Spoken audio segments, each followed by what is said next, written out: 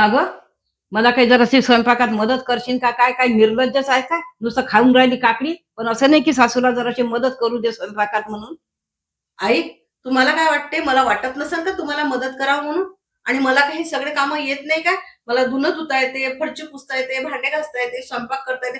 मला सगळं करता येते आहे. पण मला ना माझ्या हृदयाची बिमारी आहे, मला माझ्या मनाची बिमारी आहे.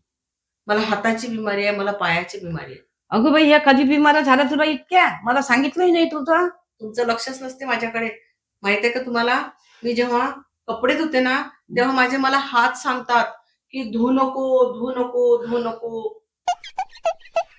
आणि तुम्हाला माहित आहे का? हं, जेव्हा मी फरची पुसते हं. आणि झाडून काढते, तेव्हा मला पाय सांगतात, की "फरची पुसू नको, झाडझूड करू नको, फरची पुसू नको, झाडझूड करू नको."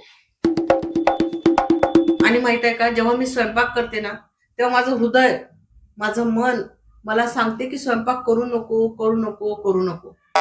खायची बरी बिमारी नाही झाली. आई, हेच तर एक चांगला प्लस पॉइंट आहे, की माझं तोंड चांगलं आहे. मला तोंडाची बिमारी झाली नाही, म्हणून तर मी चांगलं-चांगलं खाऊ शकते. अगं, पण तुला सांगू का?